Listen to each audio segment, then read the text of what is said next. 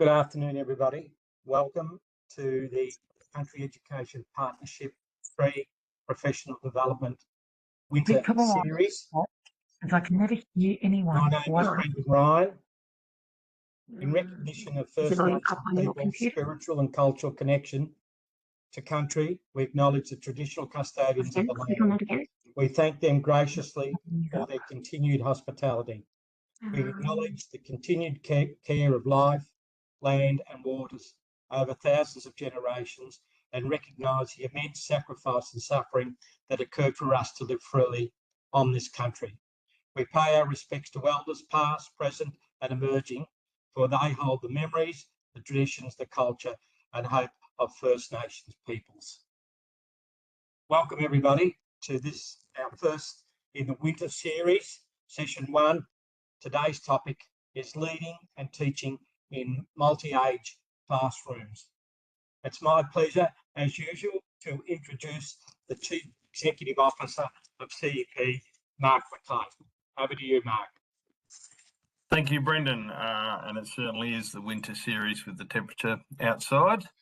Having been in Cairns yesterday, I'm noticing the difference.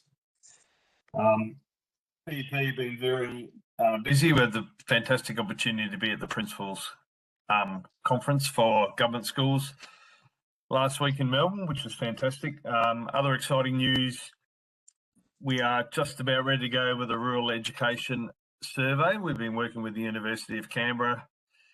Now, we know a lot of people suffer from surveyitis. However, this will be the opportunity for us to get some data to back up the sort of things we advocate for with the system, with politicians, to be able to say, not only are we telling you this, what we've been telling you for a few years, but here's the data to back it up, whether it be around staffing or housing or whatever. So we're really excited. That should get out to everyone late July, and we're really going to push to try and get as many recipients as we can. With that, our P12 Rural Alliance, featuring over 40 rural schools across the state, also grows in its work, and their session at the statewide principals conference was very well received. So, and the last piece of exciting news is the Teach Rural program, which CEP have been delivering for 2.5 years, placing pre-service teachers into rural schools across Victoria. It'll be around 230 by the end of this term. That's been had its funding extended in the budget, so we're all very excited. Certainly, great news, and those we are the only group who has rural as a focus for those placements, and we've had PSTs across the state, and coming up we got them in Beechworth, Timboon, Lavers Hill, Apollo Bay, Carrambara, Mansfield, Tallangatta, and I could go on to make that sound like a well-known Australian song. Brendan, back to you. That's it today. Thanks, Mark.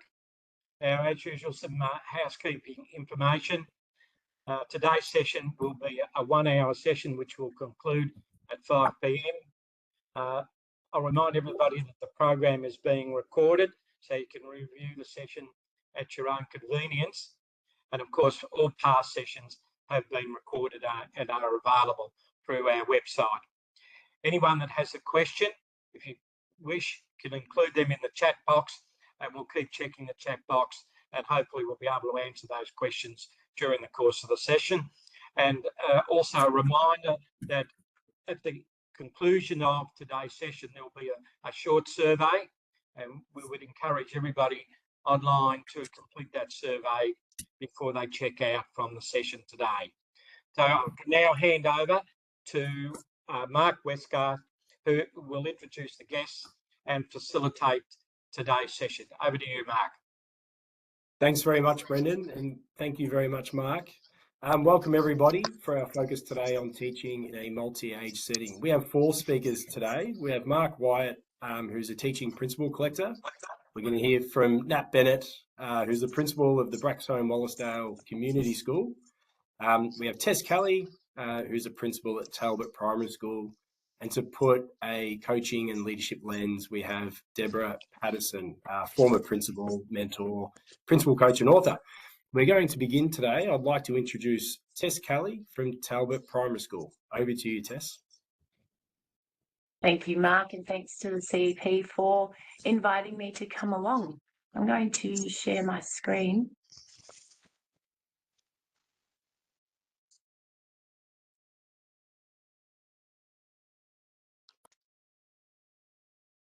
Now, I'm hoping someone will give me the thumbs up. So Yep, we've got you. Awesome. Welcome everyone, at least in a virtual sense, to Talbot Primary School. We are a lovely, beautiful, big red brick building down the end of Prince Alfred Street, and that's what the school used to be called, actually, Prince Alfred School. We are in Talbot, which is in between Clunes and Maryborough. And it's a very nice place to share our education, or our love of education.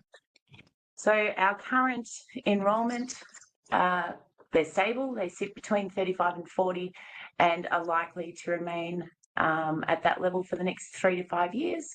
Our students are mainly from within our zone. We have about 25% that come from surrounding towns.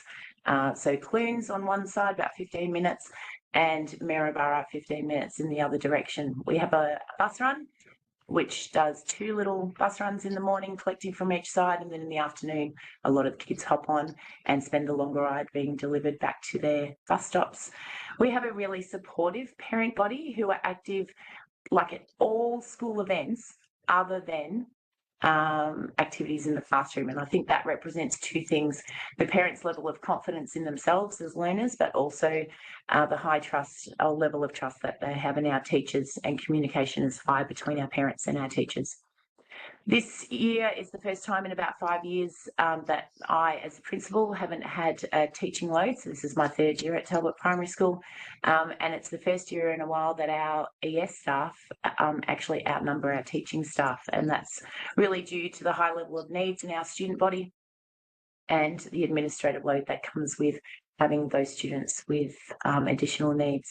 So we offer a lot of a high level of wellbeing support, both to our students here on site, but to our families as a whole as well. Okay, so inside our classrooms, which are definitely multi-age, except for the foundations. So I'll talk to you about those. So our classrooms operate in 3 settings for our core curriculum areas. So that's reading, writing and maths, and 2 settings for specialist and integrated studies. So our reading, writing and maths, where we implement an annual scope and sequence, we have foundation, which actually has, because we are a small school and we have enrolments at all points of the year, we now have 6 students in the foundation room. That teaching load is shared between 2 part-time teachers, and there's an ES staff member in that room 5 days a week full-time. We then have our 1 to 3 classroom, and there are 16 students in there, 1 teacher for the full week in that room, and there are 2 ES staff members in there 5 days a week. We have our 4s to 6s, our seniors, in my favourite classroom of the whole school, beautiful high ceilings and nice and long. There's 1 teacher in there with 1 ES staff member, around about 2 hours a day. And that obviously shows it shows you where the needs are in our school and how we facilitate the adjustments that we need to put in place. We run a specialist day, so that's when our teachers have their non-face-to-face time. So we have performing arts, science and Mark Van, and they run primarily to facilitate good curriculum delivery. They run as an F2, a 3-4 and a 5-6. It also gives the kids the opportunity to have different groupings and different work friends as they go through. Our PE, Auslan, Inquiry and Respectful Relationships run in F2 and 3 to 6. And again, that's to facilitate ease of planning for the teachers, also looking at our additional needs. But as you would know, the curriculum, having a 1 to 3, there's a crossover of those curriculum levels, and that 4 to 6 as well. So when we can ease that crossover, we do. And our last sort of little groupings that we have class meetings, and we run Komochis as our social emotional learning program, and we run those as an F2 and a 4 to 6, primarily keeping them in their friendship-based groups and with their classroom pastoral teachers. For all of those areas, we run a 2-year scope and sequence. The Mark Van program covers, for the first time this year, it's covering geography, and next year it will cover history. So again, reducing that planning load and that curriculum resourcing load on our staff. So I suppose leading and teaching in a multi-age classroom, because this is the first year in the last 4 years that I haven't taught in a small school, it requires a lot of curriculum, it requires a lot of knowledge about the curriculum, it requires great resourcing, and it is a mix between having that really good balance of staff to provide and facilitate all the adjustments that you need. Also, we're really, really, really good at being flexible. So due to our size, we need to understand that our teachers carry a specialist load as well as their classroom load. So Brenda, who's in the 4s to 6s, delivers the PE curriculum. Lisa, who's in the 1 to 3s, delivers Auslan. And Emma and Kate, who share the foundation classroom, they deliver visual arts, science and performing arts. So wherever we can, we look to offset the planning load so that the teaching and learning can be the focus for our teachers.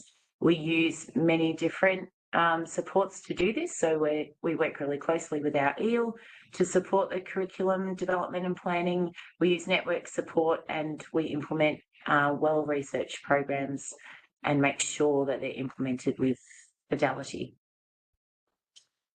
So where have we come from? I arrived in 2023 and soon after starting here as principal, the teaching staff were really passionately looking for more support and direction for the teaching of spelling and phonics. So we looked at various programs that have been implemented in the past. It was primarily Words Their Way and Rainbow Words, etc.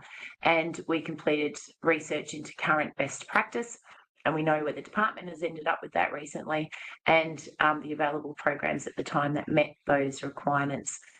We landed on Soundwaves, which is produced by Firefly. And I'm not going to go on about the programs because it's not about which program, it's about getting the right program for your setting if that's the way you're going. Mathematics instruction was planned using the BCAA curriculum area sample plans. You can see a snapshot of that on the screen. And teachers would then align the units as best they could so that their explicit lesson covered one topic and, collect resources, and it was differentiated as much as possible. It did become problematic though for the teachers when the topics covered weren't actually present in all year level curriculum expectations for the multi-age setting that they were delivering the lessons to. So we did quite a lot of research and we did quite a lot of work to look at our instructional models and how we could work smarter and not harder and actually target the delivery of the curriculum for the kids that we had in front of us. And when I say multi-age, so obviously it's 1 to 3 or it's a 4 to 6, but we know that even if you had a straight class of year 3s, the curriculum or the differentiation obviously spreads further and further the more the kids move up in a primary school. So in a 4 to 6 classroom, you're conceivably teaching, a much wider spread. We developed, together with support from EELs and the teachers and myself, developed our 2 working instructional models that are really put in place to allow for that targeted teaching within our multi-age setting. So you can see our combined instructional model. It's quite traditional in its approach. It is really there for the lessons where the content, is aligned for all of the year levels that you're teaching to. You can provide an explicit lesson, you can then break away and have your differentiation, and then you can come back together for that share. It does really require the content that you're delivering, though, to be closely aligned. So we use that for our reading and our writing, but also because of the way that we've split our specialist classes for music or visual arts and science, we're able to do that as well in units. So that combined instructional model is the one that we use most. With our systematic and synthetic phonics and our mathematics, however, where the curriculum is cumulative and it really depends on the kids having nailed the skills and the knowledge from the year level before, we've put in place what we call a split instructional model. This is a work in progress. It it works for our setting and for our purpose, and we've really tried hard to hone in on the areas where we can continue to further develop. So this is the one where you're needing to deliver 2 or more explicit lessons to cater for the curriculum needs and the year level curriculum needs of the group that you're teaching, so that you're ensuring that curriculum keeps working year after year and they're getting exposed to what they need to in a systematic way. So the benefits, I suppose, is that it allows for the content of each year level to be presented. We can also, in our multi-age setting, be quite fluid with our placement of the students. We, at any one time, you'll find, young Sir from the next room, he's maybe year 3, and he hops up into the big room and he's on year 6 maths. And because we run them at the same time and we have all of those explicit lessons, we're able to place the kids and extend the kids or support the kids where we need. And with the high level of siblings and close families that we have at the school, not only do they play well together out in the yard as a whole big sort of group, they're actually fine with that in the classroom too, which we've worked on that culture for many, many years. We do purchase programs, and that relieves the planning and the sourcing of activities on the teachers, whether they're bridging programs or whether they're programs that will continue to be in place because they suit our needs. We'll see as we go through. Program developers that we're using have specifically designed their product for small school teachers to relieve that planning load, and we're able to use their resources to the fullest, which is great. And they offer at any point throughout the year. We've had so many professional learning sessions so that we can continue to develop our approach and make sure that we've got everything that we need. And it matches 2.0, which has been great for us to be able to delve deeply into that curriculum and work our way around it and be really sure with our reporting.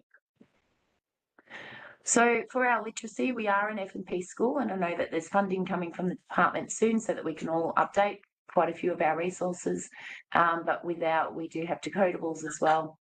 And we've worked extensively with our EL to align our current knowledge and resources with reading strategies in the Big Creek to create what you can see on the right-hand side of that screen, which are our Talbot Primary building block documents. They're used in all planning sessions. They bring together the reading behaviours, the Victorian curriculum. Jennifer Saravello's lessons are great for multi-age settings and for developing all of our posters and all of the information that we're wanting our kids to reference. In our writing, our push recently, late last year, was to really work on our formative assessment and to delve deeply into the Vic Creek English 2.0. So we have worked on our formative writing analysis. In our phonics, we've got sound waves, which gives us both phonics and word studies, as well as our decodables in our F12s. And I did mention Jennifer Saravello's books, which are working well for us at the moment. In our maths, our program's aligned with Maths 2.0. What we love potentially about this program as well is that we're able to put in those multi-age investigations twice a term, which is great, and that they're always sort of set as a cumulative result of the units that have come previously. And like I said before, our students work above, they work below, they work with differentiation. They also, have that year level's curriculum explicitly taught, which ensures the coverage. And I think in a small school setting, multi-age teachers, providing your teachers with a reduction in planning and that guaranteed curriculum, especially in the core subject areas, a scope and sequence that makes sure that we're covering everything. It really allows the teachers to focus on and keep working towards that really special level of teaching and learning that the multi-age setting requires. So Yes. I'm going to stop presenting there. Is that okay if I just press stop on that so I can see? Yeah, absolutely, Tess. And you're right on time. We do have a couple of questions that have come through, and one has been, and we won't address it now, maybe if we get time at the end, but just to start thinking about having the opportunity to step out of the teaching role and being a principal, what opportunities has that opened up as a principal for this year? So maybe just something to think about. Thanks so much, Tess. I'm now going to introduce our next presenter, Mark Wyatt, who's a teaching principal at Collector Public School. So I'm going to hand over to you, Mark, and when you're ready, you can share your screen. Perfect. Thank you for that, Mark. I'll see if I can use the technology, actually from New South Wales. So this is a little different. So we just click on share and then select. Okay. I think that will work. Okay, everyone can see that screen? Yep, we've got that. Perfect. I'll just do it as full screen. Okay, I'd like to introduce myself first of all. I'm a teaching principal up in New South Wales, so there's lots of acronyms that I might be using. Let me know if you don't know what they are, so I can correct myself. I've been teaching principal for nearly 13 years now, and have taught in both metropolitan and country schools. But the teaching principal school role has been in country schools. This has included large schools in Western Sydney and near Canberra, and very small schools in the Snowies and Southern Tablelands of New South Wales. I've enjoyed all these experiences, but do love the intimacy of our country schools. Don't get me wrong, and I think you're very clear on this. It can be intense, it can be frustrating and hard work, as you only have a small group of people to work with. But what you can achieve together is empowering for all. So before I unpack some of the research that I've done recently, I want to tell you a story. It's term 4. You have 21 student reports to write, swim school to attend, a regional conference you should be at, mandatory gifted and talented training, a major presentation, and a panel to run for a staff vacancy.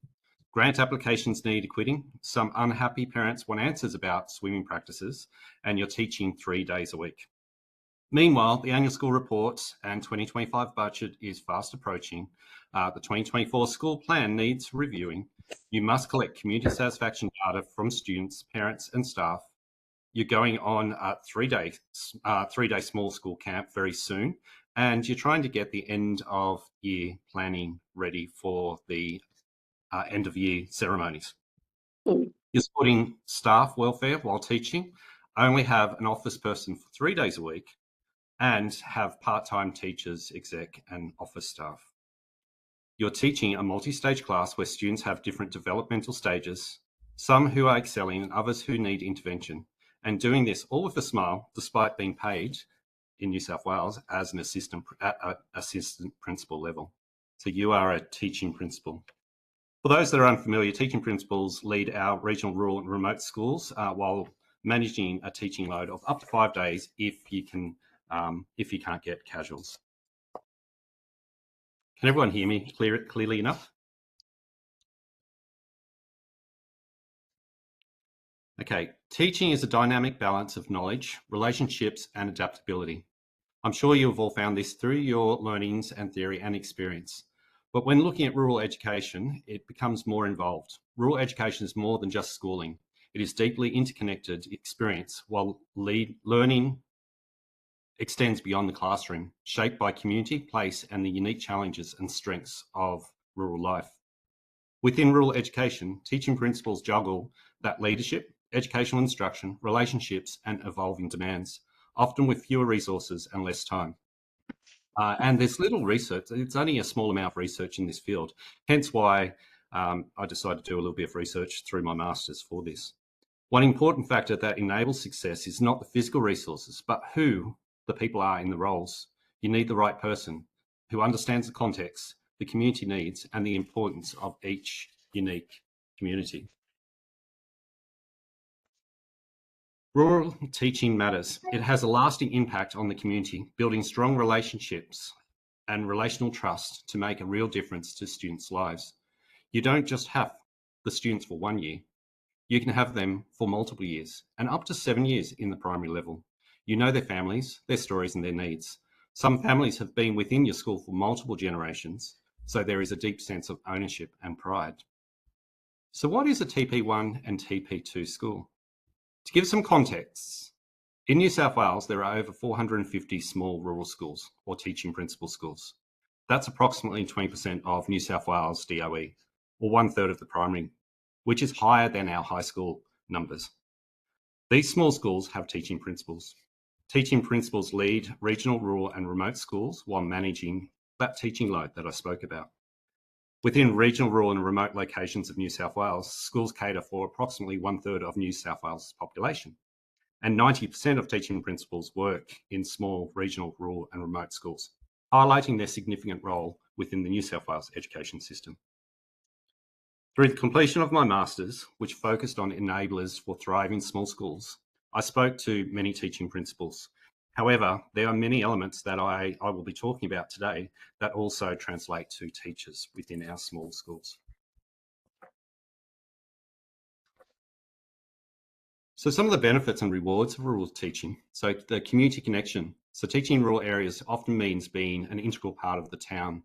You see students and their families at the shop, at local events, and you build deep relationships with families. I think the audience I'm talking to knows this. Teaching retention has a strong impact on student outcomes and community stability too.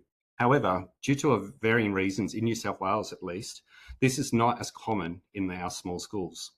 There can be a lot of movement with teaching staff due to fluctuating student numbers and staff needing full-time work or leadership movement. Within professional growth, rural teachers develop broad skill sets quickly. Example, teaching multiple subjects like we're talking about here, differentiation and leadership. Because there are only a small number of staff, everyone has an active role in running these small schools. For example, imagine teaching a K-6 classroom, 1 classroom, 7 subjects, 7 grades, 4 stages, and varying developmental needs. You need to know your stuff. Student growth and individual learning is one of those things that are great in our small schools. So small class sizes allow teachers to tailor instruction and really see progress over time. Tess was talking about this quite a bit in her presentation. This progress is tracked over years, not terms, so you can really see the difference that the leadership and the teaching is making at your school. So some contextual understanding. It's important to understand local community values, challenges, and strengths when teaching in rural areas. Bill Green and Joanne Reid talks about how rural communities have a distinct educational and social dynamic. They say teaching in a rural area isn't just about adjusting to fewer resources. It's about understanding the social fabric of the community and leveraging that to support students' learning. Rural education is deeply intertwined with specific social and cultural practices of each community, emphasising the importance of understanding and engaging with the local contexts in rural teaching. Through the interviews I conducted, respondent L summarised this really well, stating, "Leading here requires knowing the context inside and out. You're managing relationships and expectations shaped by history and culture of the place. The community leans on you in so many ways, especially once you build that trust and respect." As you would be aware, there are some challenges, but there's also some strategies to get over these. Professional isolation, for example, you've got fewer colleagues for collaboration. However, by building networks, by using online platforms like this and leveraging with local organisations, you can get around some of those complexities. The multi-grade classrooms, so managing students in vastly different levels. You can use flexible grouping, peer teaching, project-based learning and individual learning plans to help cater for these needs. Again, Tess touched on some of these. Limit to resource. So access to specialist teachers, professional development and technology can be restricted.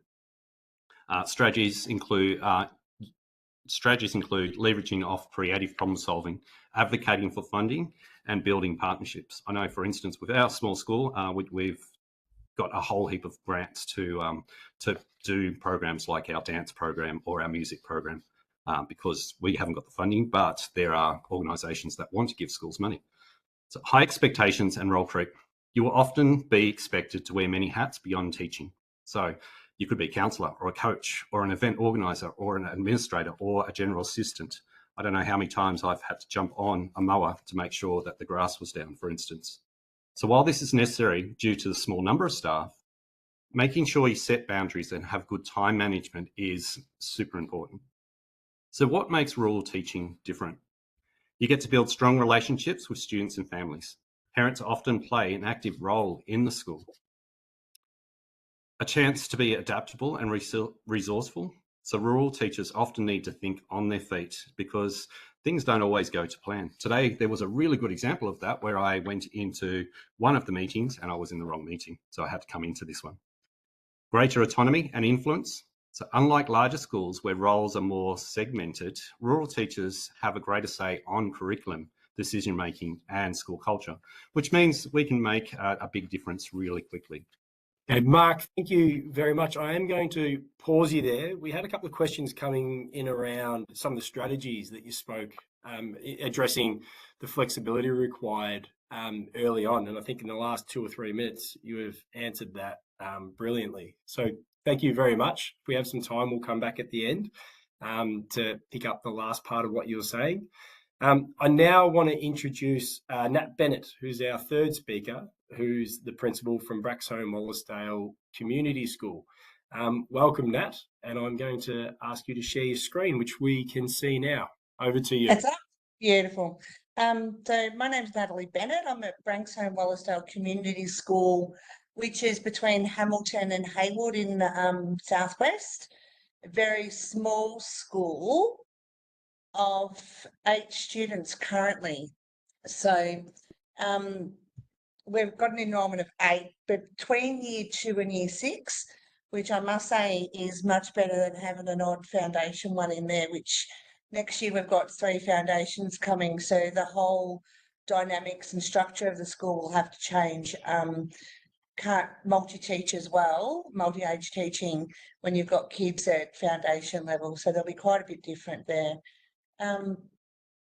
Really supportive school, great staff, low variance curriculum. I've been at the school for 15 years, Prim for about 12, and my classroom teacher has been there longer than I have. So a very steady team that have been working together for a really long time, and we work together really well. So I'm one of the lucky ones. So I'm just trying to, there it goes. I'm just going to go through an ordinary day at a multi-age setting. So we'll start with our literacy, maths, and then we chuck in everything else in the afternoon pretty much. And every Sunday I sit down and I work out our week ahead and how we can make sure we've got all the curriculum in that we need for that week, but also managing everything else that comes your way each day. So I think it happens about twice a year where we have a week when we go, oh my God, there was no changes, but very, very rare. So if we look at a literacy block, and don't worry, I'm not going to do the whole day like this, don't stress. So our literacy block means that myself, teacher and ES are all on deck for the beginning of it. We'll take a spelling mastery. So we all work together in this. It's always all hands on deck. All of my professional learning with staff is done for everybody. Doesn't matter if you're the foundation teacher, grade 6 teacher, ES, whoever. We all do the professional learning together to make sure we all know how to pop that in. And we just work our way through. But all of this is with grades 2 to 6 all at the same time. And so we'll start off with spelling mastery and move on to other things that I'll go through with you. So our literacy starts off with spelling mastery, and we look at that as an ability group. So when we're talking multi-age, as we said earlier, it doesn't really matter where you're sitting in your grade level. It really is about what you your knowledge all the time. So everything our kids do, they can jump from one level to another all the time, so that we're assessing constantly. And I think that's one of the biggest things with multi-age settings with teaching and working out our curriculum is knowing exactly where the kids are at all the time. So, we've got that there. We'll also do what we call a maze activity. I'll pop this in here. So if anyone's following along with Dibbles assessments, stuff like that, it's a great way of doing the activity for multi-age. So our content in the write-up of what they're reading that week is for fluency and for maze and comprehension questions. It's all about the same thing. So it could be on margarita pizzas. It could be, I said that because it literally was last week. It could be on reconciliation week, whatever it is. So we'll get our base text, and then we'll use differentiation for that. And ChatGTP is your best friend when you're working in our schools, once you learn how to put in the different asks for it. So I can start with the same basis when we're doing our planning and then differentiate it out to 3 different levels within a minute, whereas in the past, I was sitting there, past as in last year, remaking these things 3 times every week. So massive difference, being able to use the resources to quickly differentiate and get some of our time back for the teaching. So we, again, mentor sentences, everything we do, we try to have it that it doesn't matter if you're in prep or grade 6, that you can all engage in at whatever level you are and exit out wherever that is. So the basis of everything that we do can be for every child, but obviously what their content is and what they're bringing out and what work it is, that's the part that's differentiated. So all kids are doing handwriting, all kids are creating their visual response on the computer, all kids are looking at grammar, but everything that they do is just at their level. So that's one of our biggest things to keep, to be able to manage such a small amount of kids, but all at different levels, is to have our curriculum so low variance and that we're not constantly trying to think of the next thing. Again, that's just the grammar project, which is great. I hear a lot of people say that, you know, PowerPoints and whatever else could be the death of creative teachers. But if we're using them appropriately and we're actually finding what's necessary for our kids at each stage, they're great. What we've found though is that we actually don't have enough bodies at the moment to get them to be able to come in at their point of need. So we'll run 1 or 2 if I'm there of these, but very rarely can we manage at different entry points to that. But, you know, good teaching just comes into it. So you might be looking at a year 3 PowerPoint, but we can still differentiate up and down by what the work they're actually doing. And then we move on to explicit teaching, writing revolution. Again, everything we're doing here. So whether Prep 3, we're mainly focusing on sentence level writing, and then up from there, we're looking at our paragraph or text level writing. All the kids have the same book, so they all have their own copies of a book, and we all read that together, but the work that they actually come out with is different in our setting. So it's just that little bit more juggling, I suppose, and knowing your curriculum from start to finish all the time in what comes next. So it's not that different to anyone else, really. This is where I believe we come in a lot differently in these multi-age settings. Our curriculum, I'm really happy with it where our curriculum's sitting, but we've been working on that for 10 years and following best practice, putting everything into place. It hasn't just happened overnight. We didn't just get a new teaching and learning model and decide we needed to change everything. We've actually been working at it for a very, very long time. So that side of it's going really, really well.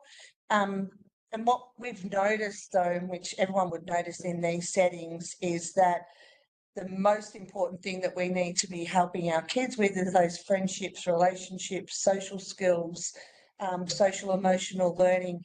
And that's a little bit tricky when you've got no one else your age or your gender in the school, or anyone who's interested in playing chess or whatever it is. So a few years back, we 3 of our local schools started a cluster, and shout out to Shane, who's worked tirelessly with us over the last few years.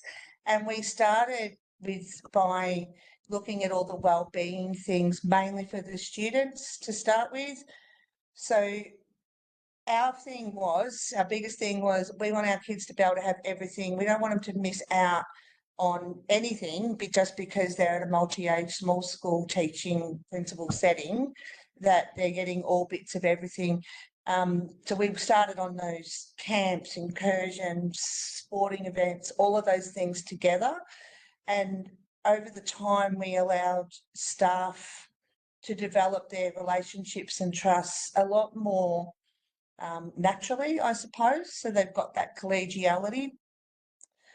And from there, the big thing is that we've now moved into looking at the academic side of our teaching and our curriculum and how we can do that, but looking at it as a cluster rather than, three individual schools. So we've got our data in place now from the 3 schools, so we can look for areas that we can work on together, it's been a bit of a game changer, because often a lot of our stuff we just don't get. Like a lot of the panorama report and the supplementary reports that a lot of schools get, we don't get. Like, we just don't have enough kids taking surveys or whatever else. But now being able to put them together, we were able to see at the end of last year that our small schools can form a nice tight group and work on the needed areas. So we looked at numeracy, and we've spent this year working on, we've got PLCs together, like on WebEx, really, professional development days where we've all come together. But we've been able to create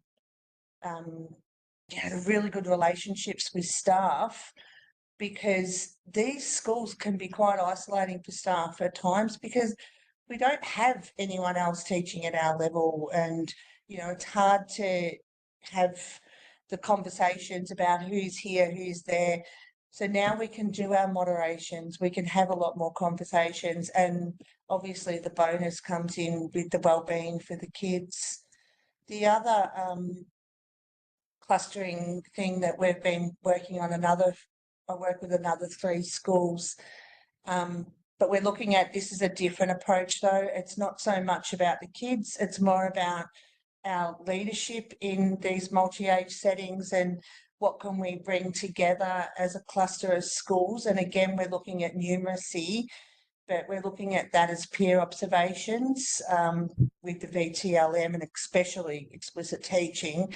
So like next Monday, I've got 3 schools coming out to watch me teach, because I'm a teaching principal, so I teach too, and we'll run our observations that way and get feedback. So we'll all be able to work together in a lot better of a collaborative setting, rather than feeling so isolated all the time, that, we've got these partnerships that we can trust and lean on. These are just something that I've created over the last couple of years, mainly because I'm not great at documentation. So, and I've always found it quite difficult to document what we do in these settings, because it changes so much. Like, you can't just have a humanities scope and sequence, because I've got to fit in prep to 6 humanities scope and sequence across all of it as well. So it's really tricky to document it. So I've created 3 different books, just playbooks, that I'm happy to share with anyone. So if anyone wants, just shoot me an email, and I'll send it to you in Word version, so you can cut and paste and do whatever, but it just saves you a little bit of time starting from scratch. But all of these sort of things have worked. The books especially worked really well, because we can refer back to them, make the changes and go about it that way. So, and that's me in a nutshell. You've come in right on time, Nat, and I think that especially towards the end there, the in-depth discussion about your networks, how they're cultivated, not only their purpose but their importance. I think that's going to hit home to our audience. I do want to now introduce our 4th speaker, Deborah Patterson, who's just shared her screen. Deborah is a former principal in primary schools and now works as a principal, coach, mentor, and is also an author. So over to you, Deb. Thank you, Mark. I'm going to be very quick. It's about, I've been a principal in a small school, acting principal, Patton Hill, 130 children, Templestowe Valley, 130, and built it up to 460. And I spent my last 14 years at Mill Park Heights Primary School with 1,100 kids for 14 years. So here are my tips on how to be a better leader. And I'm conscious of your settings, but I think for us as leaders, we can always draw inspiration. And I watch a lot of documentaries, so Shackleton's story is phenomenal. The way he inspired and kept optimism is a lot to do with what we have to do in schools. I look at high level achievers of the leadership, the leaders, and we at times have to be the visionary, strategic, transformative, pace-setting leader within our school, and it doesn't matter what size. It's always, as leaders, what do we need to know personally, professionally, and where we're going to be in 12 months or whatever. But a lot of what I see, I'm currently mentoring 8 principals and working as a coach in 6 schools, 3 primary and 3 secondary settings. And it's always about aligning, making sure that you align your personal purpose and your professional purpose. And again, I do apologise if I'm speaking to a converted audience, but maybe you'll take some tips from here. We get purpose and meaning from our work, but we've also got to make sure that we fill our bucket, our resilient bucket, with the love and support of our families. Leadership is not about being popular, as many of you know, it's about being firm and fair. I'm noticing that the good leaders nowadays lead with emotional intelligence, and this is where you have to get your VAPA accreditation.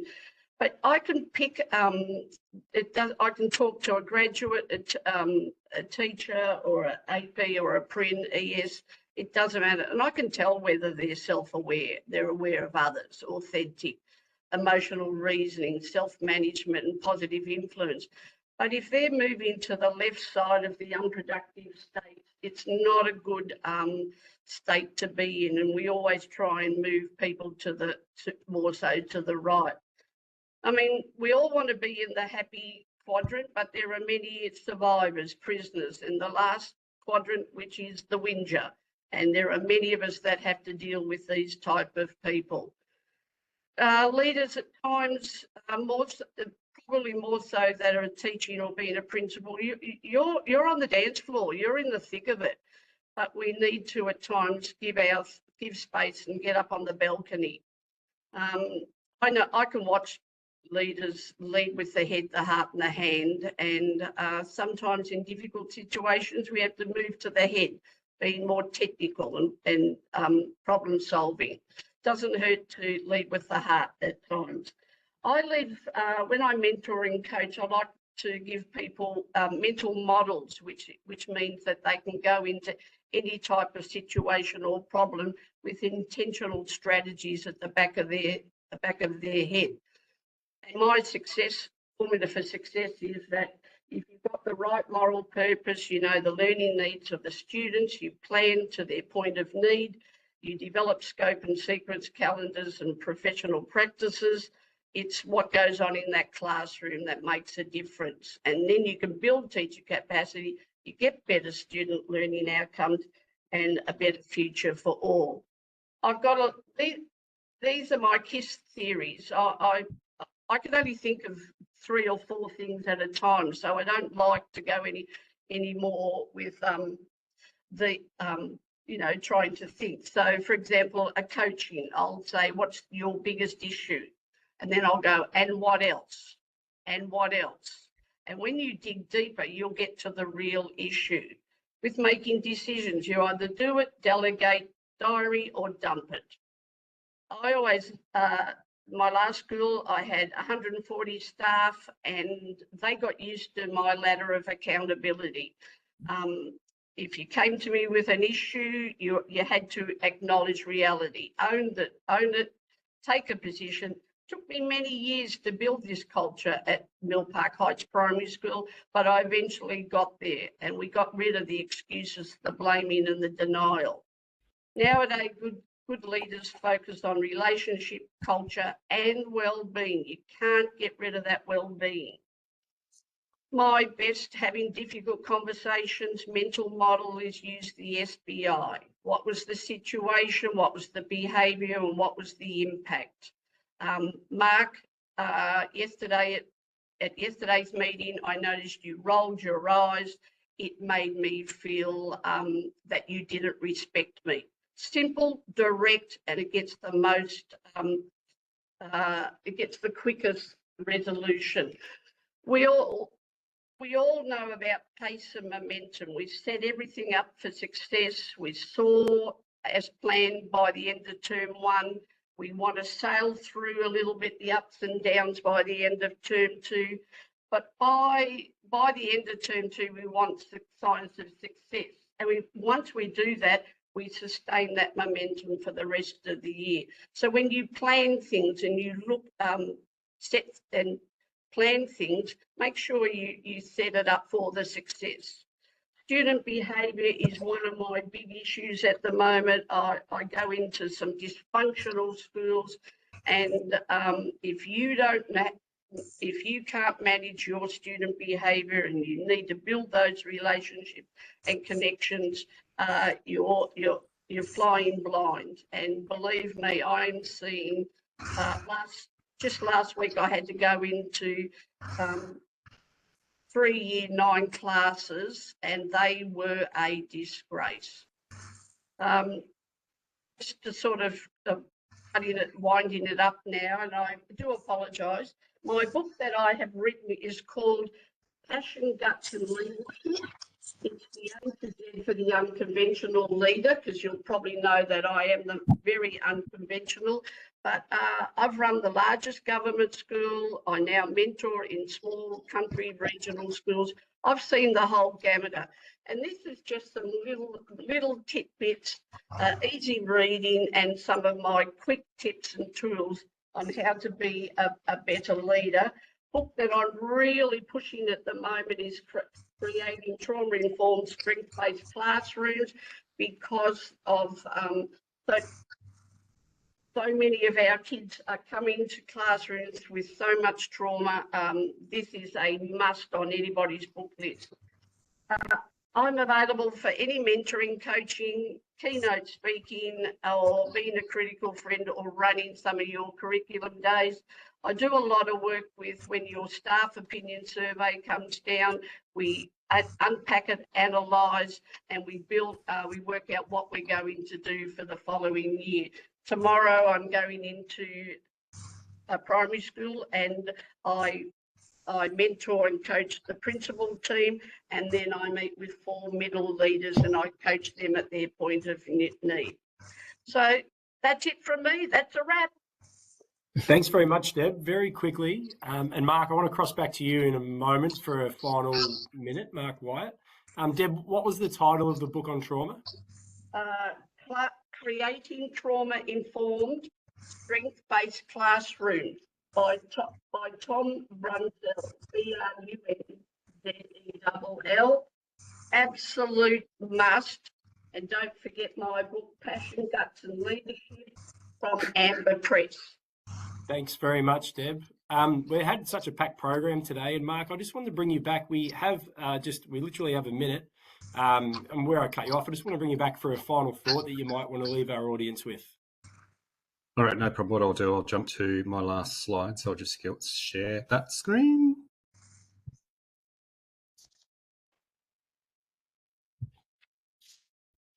Okay, so can everyone see the screen? Yeah, we've got it. Thank you. So essentially what I was talking about all the way through is this symbiotic relationship between the enabling factors. Those enabling factors are a contextual understanding, which was trying to make really clear. The teacher principal disposition and your staff disposition, having the right people in place, and also that systematic support. So you have to have the right leader. You need to have the contextual understanding both within the school and through support for the school. And your system needs to understand the context to be able to support you. As teaching principal, O stated, the teaching principal role is one of the greatest roles in the department, but it is certainly not understood. And respondent T built on this by saying every small decision needs to be weighed against the context, what resources you have, how parents will respond, and how it impacts on the student community. So rural teachers become deeply embedded in their communities and leave a lasting legacy. You are more than just a teacher. You are a member of the greater community. Thank you very much. Great words. Sorry, Mark, great words to finish up on, and thank you very much for coming back. I want to thank all of today's presenters. I think you each provoked a very different response based on some of the themes of the questions coming through. So thank you. I'm now going to hand back over to Brendan. Thanks very much, Mark. And thank you to Mark for facilitating today's session. And can I also, on behalf of CEP, thank our presenters today. Now, the survey, the poll, is available in the chat box. So I'd encourage everybody to complete that survey before signing off today. I'll remind everybody that the session is being recorded and is available online. Next week's session has a focus on change management, how to instigate change in your school and how to manage tasks more effectively. So a very important session. Thank you to everybody that's been online with us today. We appreciate your participation. That concludes today's session, and we look forward to everybody joining us again next Wednesday afternoon. Bye for now.